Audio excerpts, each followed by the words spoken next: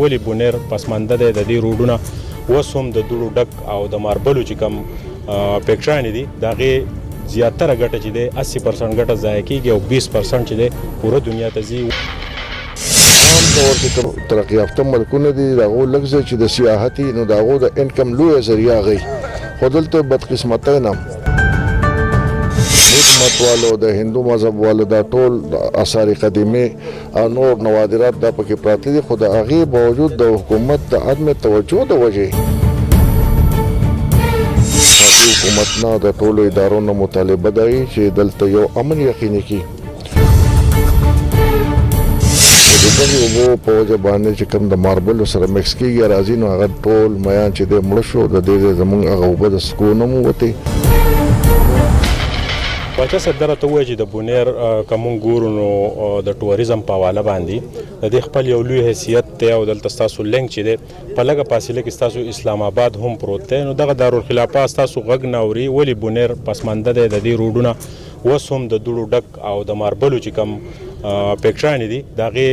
زیاتره ګټه چې دی 80% ګټه ضایع کېږي او 20% چې دی پوره دنیا ته ځي ولې په دې کردار ونه لوبولی. ډېره مهرباني ټول نه مخکې زه ستاسو شکریه ادا کوم او ما نه مخکې مولانا صاحب ډېر تفصیلي خبرې وکړې په دې حواله باندې چې دلته د ماربلو یو ډېر لوی مقدار پروت دی خو د هغې کټایي په غیر ساینټیفیک طریقه باندې کېږي نه صرف دا چې 80% ماربل ضایع کېږي دا غیر ساینټیفیک کټایي په وجه باندې په مستقبل کې په بونیر کې د زلزلو او یا د سیلابونو د راتلو امکانات ډېر زیات دي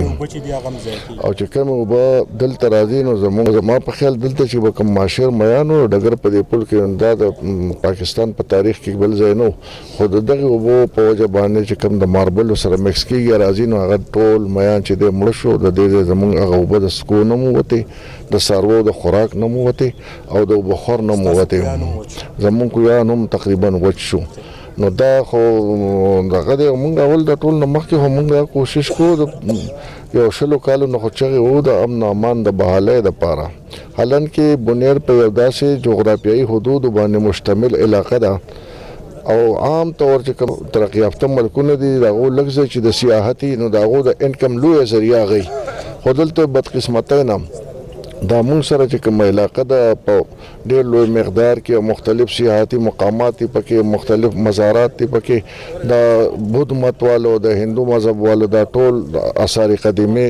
او نور نوادرات دا پکې پراته دي خو د هغې باوجود د حکومت د عدم توجه د وجې چې دی دې ځای لا هغه اهمیت نه دی ورکړی کوم چې دلته ورکول پکارو نو زمونږ به د صوبایي او وفاقي حکومت نه د ټولو ادارو نه مطالبه ده چې دلته یو امن یقیني کړي او دویمه دا چې دا دلته کوم د